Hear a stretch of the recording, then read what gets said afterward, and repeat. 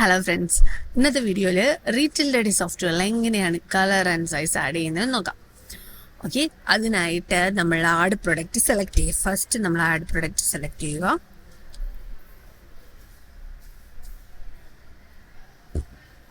New option click ചെയ്യുക. Product add ചെയ്യുവാണ്.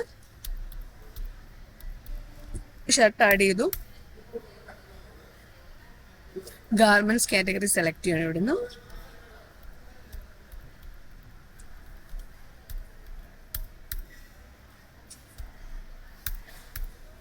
Enter ചെയ്ത് വേണം ഓരോന്നും നമ്മൾ സെലക്ട് ചെയ്യാൻ. പർച്ചേസ് പ്രൈസ് കൊടുത്തു.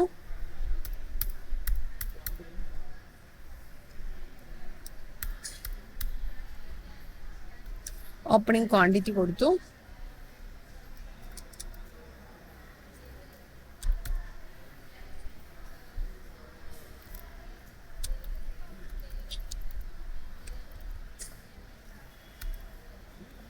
MRP ആഡ് ചെയ്യുവാണ്.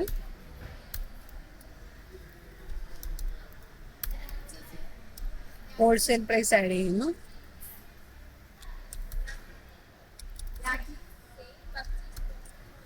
ഓക്കെ, ഇൻസെർട്ട് സക്സസ്ഫുള്ളി സേവ് ആയിട്ടുണ്ട്. ഇനി ഇതിൽ കളറും സൈസും ആഡ് ചെയ്യണം അല്ലേ. ഷർട്ട് നമ്മൾ കളറും സൈസ് ആഡ് ചെയ്തില്ല. ഇവിടെ colour and size columns available അല്ല. സോ സെറ്റിംഗ്സിൽ പോകാം. സെറ്റിംഗ്സിൽ size and colour option available ആണ്. So size and colour select ചെയ്യുക. സെറ്റിംഗ്സ് വിൻഡോ ക്ലോസ് ചെയ്യുക. വിൻഡോ ക്ലോസ് ചെയ്യുക. ദെൻ ആഡ് പ്രൊഡക്റ്റ് പോവുക. ഇപ്പോൾ ഇതിൽ നമ്മൾ സ്ക്രോൾ ചെയ്ത് നോക്കുവാണെങ്കിൽ സൈസും കളറും അവൈലബിൾ ആയിരിക്കും. സോ ഇപ്പോൾ ഞാൻ ഈ ഷർട്ടിന് സൈസും കളറും ആഡ് ചെയ്യുവാണ്.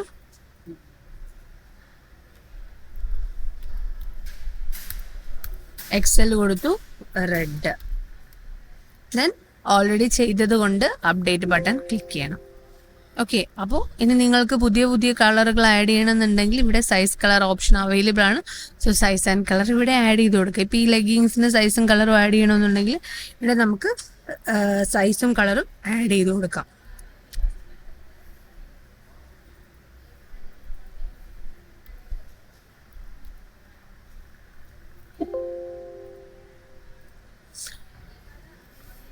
ഓക്കെ, ഇങ്ങനെയാണ് റീറ്റെയിൽ റെഡി സോഫ്റ്റ്വെയറിൽ സൈസ് ആൻഡ് കളർ ആഡ് ചെയ്യുന്നത്.